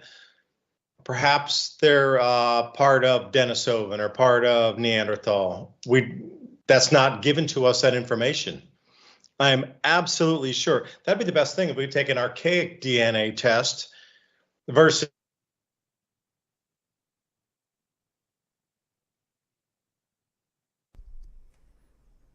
We froze. Hello? We'll be back after this short technical difficulty. I was going to look for that article until we do buying back. He froze. I don't know. Maybe I got kicked off the call. Let me see. No, I'm still on the call. So I think we're still broadcasting, at least on this end. And I will find that article that I was talking about. So people are, kids, I guess. If I could hit the right buttons here. Smartphone use leads to hallucinations, detachment from reality, and aggressions in teens as young as 13 study. And it gets all into, the amount of time, but they never really come to a conclusion of the cause. So I don't know. I think that would be totally possible for you to find a certain gene in any number of the populations, or a gene that's the same gene but for the other group that's dominant in that person, and exploit it. And they may have already done that. See, the archaic DNA test that I took said I was about 0.29% Denisovan, which is really rare for Europeans. But considering my maternal haptype is a U2E, and one of the oldest haptypes found in Cro-Magnon, and that spread around. There we are. He's back. Internet just suddenly turned off. I was trying to, follow and dovetail you right on there. Can I start again with my thoughts? I didn't realize until I saw the squiggly line that said, no connectivity. So when you were talking about that, I myself am more interested in the archaic DNA test. So imagine if we don't have to think about if we were English or Egyptian or whatnot, Persian, don't care. I want to go 30,000 years into the past, because I think, just in my own analysis of, we both kind of dovetail in a lot of research. If you could know what the compliant or the non-compliant part of population is based on that archaic DNA. I mean, maybe there's a marker in there for Denisovan or Neanderthal, or people like me. I just want to do my own research. I don't care what narratives I hear in the media. I like to, double it down and take a look at my own research and see truly, is it true, is it not? Like, maybe that's part of 5% of the population. If they can mark that, that's the 5% of the population they would definitely want to remove. They wouldn't want you having offspring. They wouldn't want that offspring, continuing down, because then if it's diluted, even if it's 1%, 2% of noncompliance, the brains are working differently in the way that we perceive information. And this has always been the goal for kings, queens, oligarchs, and, further back in the past. Total compliance. If you think the Anunnaki were here, do you think they not wanted 1,000% total compliance? Like the barbarian and brutality of the stories of them, even if you looked at them, they would kill you instantly. Right. So coming back with the archaic DNA to have this mind that works differently than the compliant serf and slave population. That would be a marker for removal.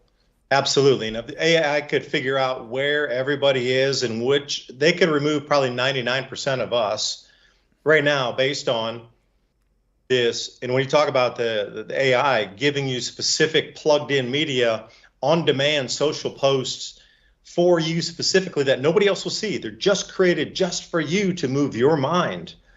Like, you have to realize what we look at around in social media, a lot of what that comes into your feed, like Ransom's feed and my feed are going to be very different. I would love to sit with him next and we'd both look at, X and see exactly what pulls through. Right. And me with Ryan helping us too. And like me, you and Ryan sitting down together with all three of us pulling through our social feeds. Even if we put the same keyword search in for like Blizzard, for example, we would all get different social media posts coming down through. And the whole movement forward with AI is on demand social media posts for you, specifically for you, created for you in real time. Now, if they understood that you had a DNA marker that was into this more, I don't believe everything I hear, I don't believe everything I read, I need to do more of my research, could that spin you down 1,000 rabbit holes? And then eventually when they have their AI robot army, would it say David lives at apartment this or address this, go there first? Because I do believe part of the reason they want, the track and trace is one thing, but to identify everybody's DNA is to, and the ultimate goal, if you were going to recreate a slave race on the planet very much after the creation of us, the Homo sapiens sapien, they had to use native species to at least start this. That native species DNA characteristic still remains with us. They've been trying to stomp it out for 300,000 years plus. They've been trying to remove that. But is this the time now where AI combines with that to remove that segment of population to finally, you're talking about a golden age, that would be something where that trait might not bring itself back up again for thousands of years, where there'd be a totally compliant slave race on this planet for 2,000 years of bidding and usage by the elite. Because at some point, I don't know when it is, but it always breaks back through. So maybe in 2,000 years, Ransom's lineage will come down and there's some spark in there that always held on even at 1/10 of 1% of something in the brain that functions differently, that always questions information. And then, somebody else has a daughter that's out there, and then 2,000 years later, their offspring meet and they suddenly have children, and it goes from 1% and 1%, whoosh, right up to 5%. And suddenly that person, that individual is the one that restarts all of what we see through history of questioning of this, asking why we can't do this. Why do kings have this much power? Why do oligarchs have this much? Why do central banks have this much power? And I think it's non-suppressible to a 0%. I just don't believe. Oh, I lost you. Oh, there you go. Can AI use the understanding of all of us humans together with, like you say, archaic traits to remove the ones that have the highest percentage of that marker that's in a non-compliance marker? You're talking about, on-demand medicine or specific, personalized medicine, but in that nefarious sweep of everything too, archaic DNA would determine who is going to follow completely and who is not. Because I am going to say something that might anger a few people, but that leftist blue-haired cadre that sits over there, if you were going to do DNA markers on them, I guarantee they would all be very similar. Compared to Ransom and I and a few others I know sitting in the same room, our markers would be very different than the blue-haired Karens sitting over there. Guaranteed it would be. Well, what is that marker that they can identify between the difference of that? I know, I'll leave it there. Well, I think you're absolutely right. And actually, you're not even getting too deep with how nefarious that can be. So here's an article talking about adults with ADHD found to have reduced life expectancy. So there would be a gene associated with, whether or not you're distracted or whatever. So, that's kind of anecdotal stuff.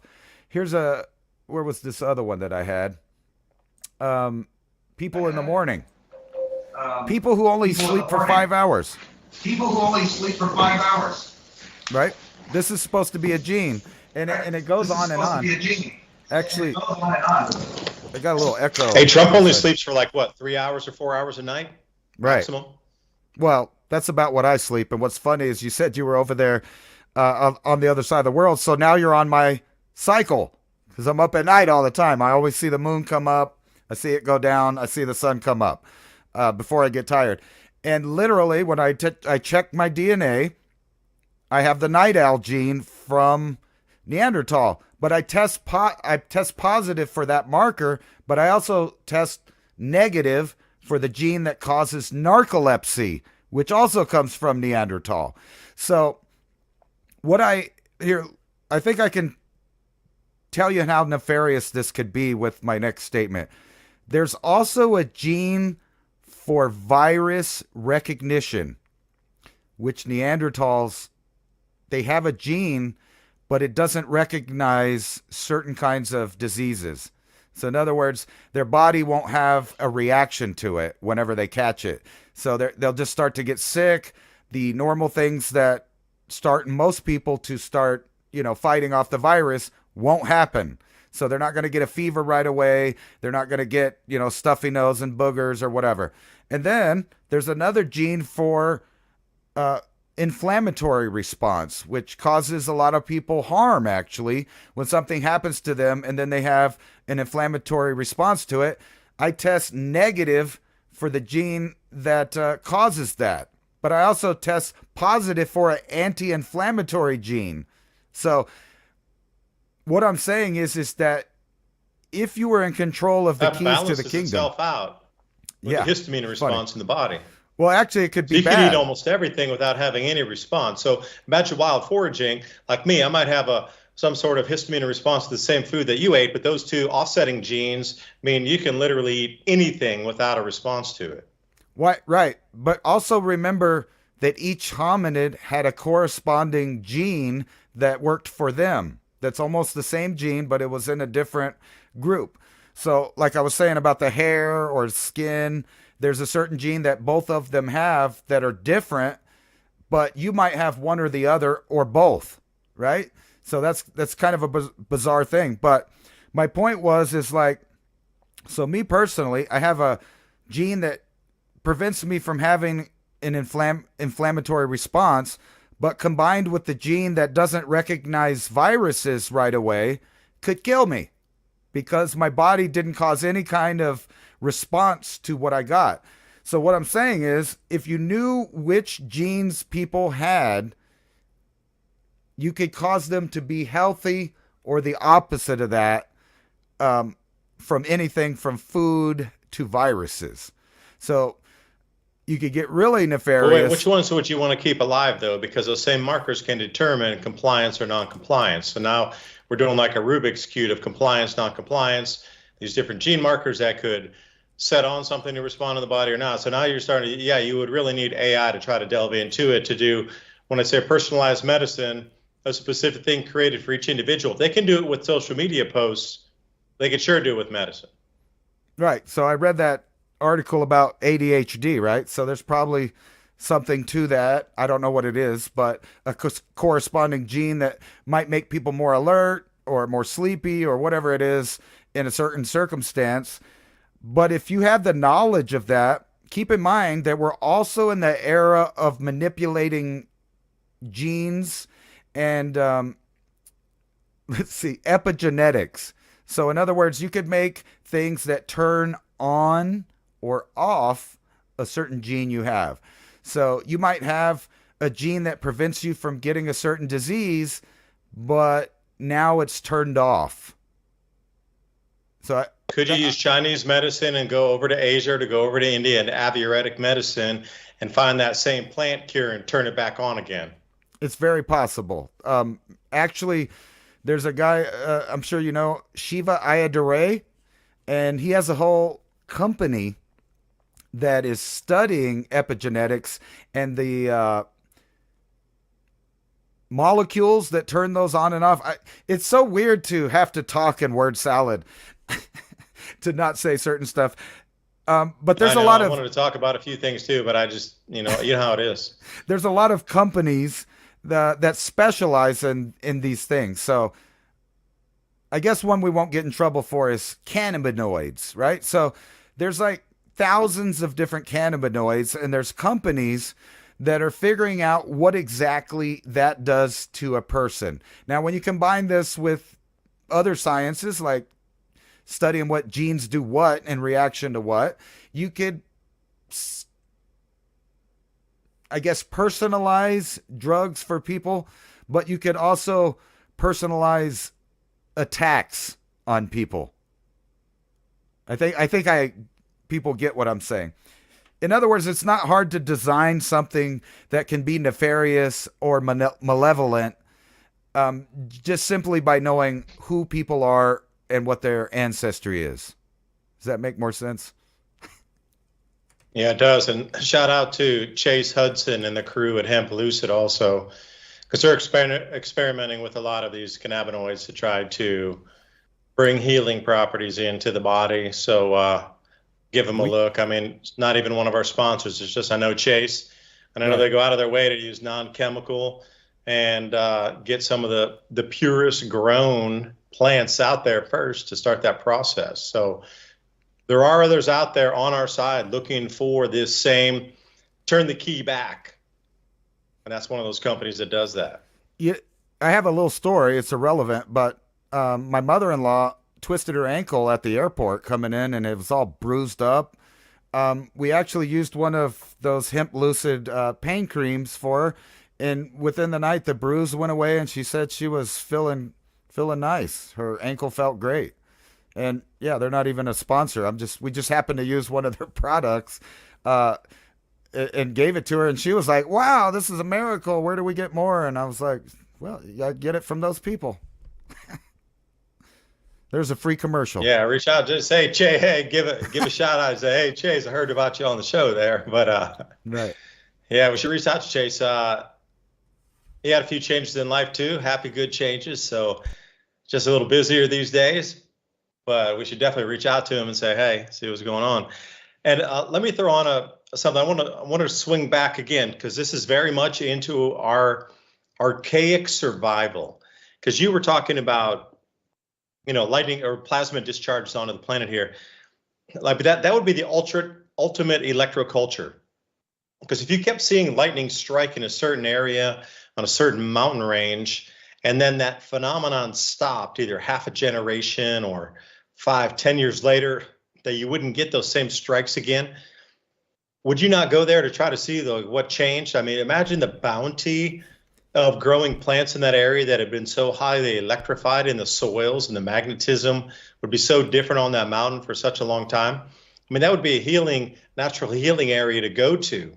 And when we talk about dolmens, people were always like, okay, excuse me, the traditional sense of it is, okay, we got plasma discharges raining down on the planet.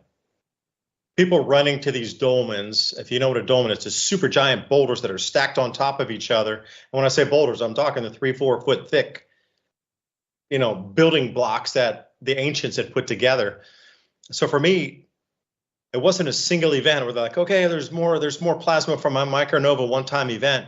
This was the same that you were describing of magnetic field declines over 30, 40 years. It comes to some bottom point, then it comes out. We're talking about 2 generations plus. So think about if, like you say, that radiation or the actual particles coming in, hitting parts of the planet, or, radiation would also be dissipated by running into these dolmens as well. So it doesn't have to be just plasma, but radiation saturation too could be mitigated or lessened by coming into these dolmens. Like the amount of dolmens before, if you look at now, there's hardly any around the planet. There's probably 50,000 or 100,000 or under on the entire planet. But before, as far as the research I'd seen, a lot of different research bases, 4 million plus dolmens are on the planet. Now, over the last couple hundred years, specifically the last couple hundred years, they've been using these for road building projects. They'll rip them apart if they're in the way. They were constructing roads or cities or whatever. You got all these giant building blocks together of stones. They would just tear them down with the modern equipment and then move them out of the way, use them in other construction projects. There were at least 3 or 3.5 million cataloged that were 200 years ago prior. But as we come in today, there's less than 100,000, which meant that if there were that many millions, then it was a prolonged building project. So the Earth had encountered something that was in a multi-generation event of magnetic shifting. It wasn't like a one-off event. So a lot of people think, micronova, you're going to get splashed with a bunch of particles, and it's going to be a one-time event. Like these people quickly built this to like hide out from the plasma discharge. I don't think so. Like if I had the Earth building equipment, I myself would be building a dolmen on my own property right now, knowing these changes are coming. So if you had a dolmen in advance on your own property already built that could house 20, 30, 50, 100 people, that would be some sort of refuge spot. Or those who have caves on their property, why don't you get them ready? Go in and install some electric in there, put some giant chandeliers, make it look cool, run some like mood lights and make that stuff bounce off the rock and come down. Make it cool to be in there, not just like a dark cave where you're hiding out from the plasma, but build your own magnetic motor and run it inside there, and then you can have everything as an offset. But think about the residual charge on that too. Like if you have this much electricity coming into the crust, and Ransom, you'd mentioned hitting on specific points with crystalline structures, melted rock. If there was that much additional charge in the crust, perhaps this is where ley lines and these stories of ley line intersections come from. There would be some residual glow, because please remember that if you go down to the molecular level in different types of microscopes, you can actually see the coloration of the atoms glowing. And specifically when they do, like this is a super basic experiment, running electricity into a certain substrate of 100% of that atom, whether it be a gold plate, an aluminum plate, a magnesium plate, or just copper, or whatever it is, just run some electricity through it, and eventually there will be an ethereal glow around the plate, and they all take on different shades and depths and hues of color. So would it not be the same if we had a very amplified, incredibly electrified crust, that we would not see the mineral veins? Would it not be waist high? Would it be a mile high? We just don't know. Would it be 100-foot high? But you would see these colors emanating out of the planet after the discharges were at their greatest. And if it was a multi-generational event, then the planet would have been just supercharged the whole time. Where if I was a child, and I am now, and I had children and my grandchildren would have seen it, we would already know this area was always blue over here. So after this, whatever excited state of magnetism would have dissipated from the sun and the earth, those color charges would have decreased until today, when we don't see it any longer. So you wonder, why do they always build these temples in certain spots? Why do they build cathedrals in certain spots? If we electrify the crust, I'm sure there'd be a blue hue coming out of the earth, and that's where they put these temples and sacred spots, because they understood where that would go to.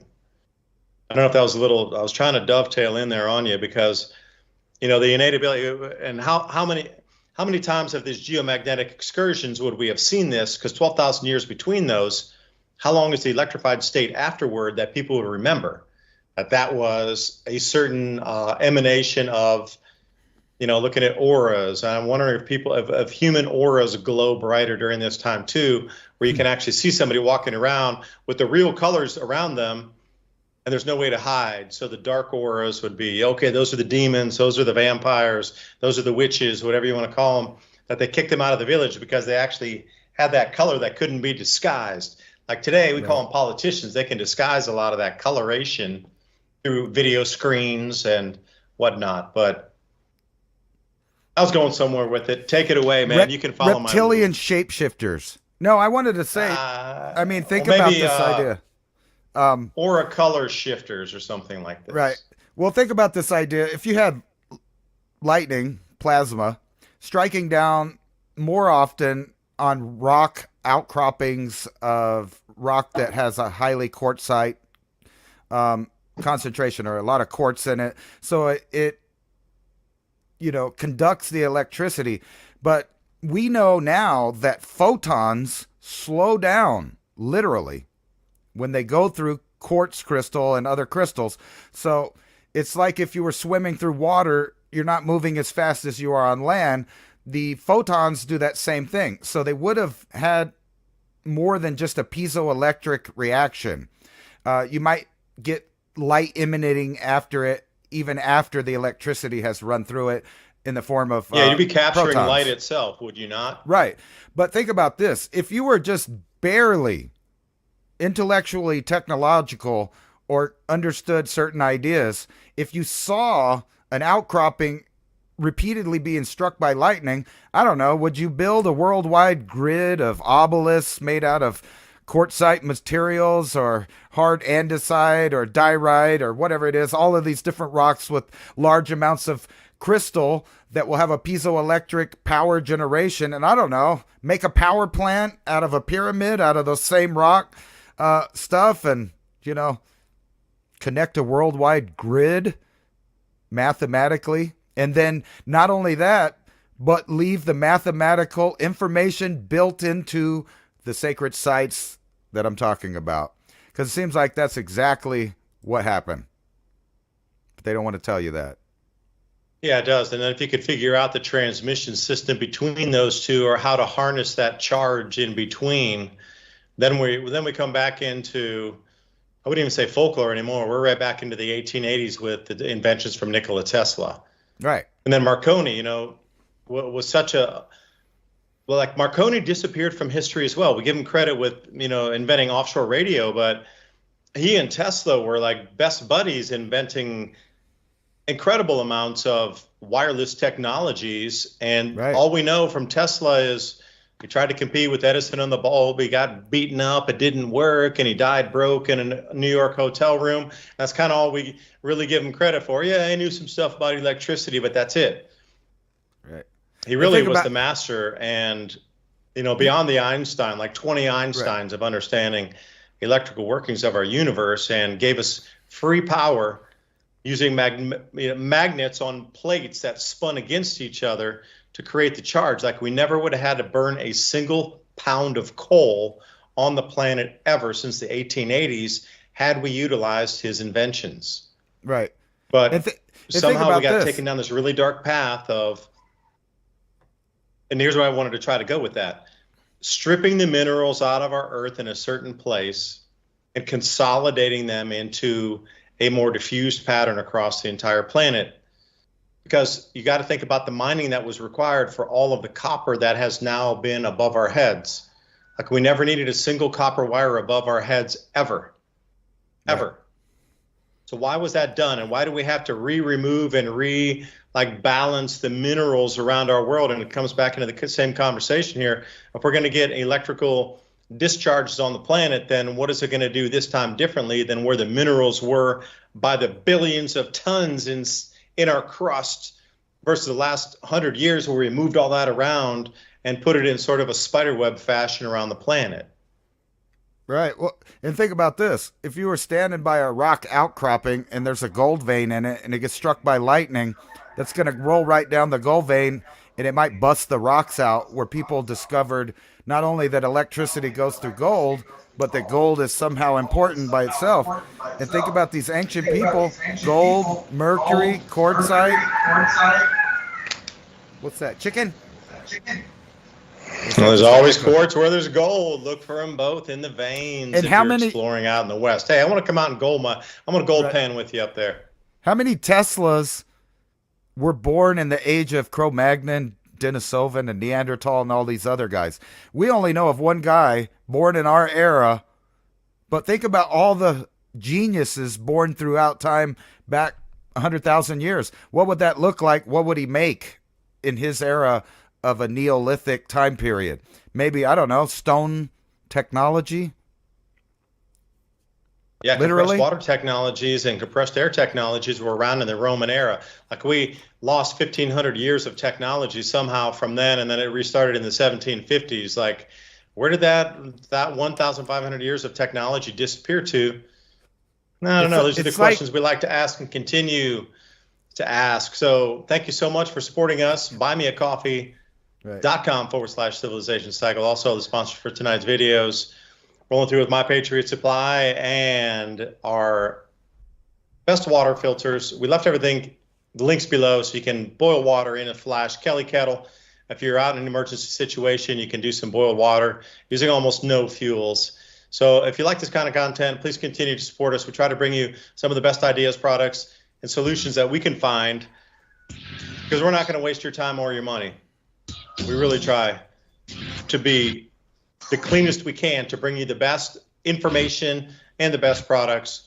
And thank you so much for your support. We want to bring it to you next week and the week after and the week after. But we do have costs. You know, we got running costs here. We got production costs. We got software costs. We have all these other things that we need to pay for on a weekly and monthly as well. So continue to support us, and we'll see you next week. Ransom, throw us out on the last thought. What if they were just rolling big rocks on electrified mercury rivers? Talking about mercury is verboten.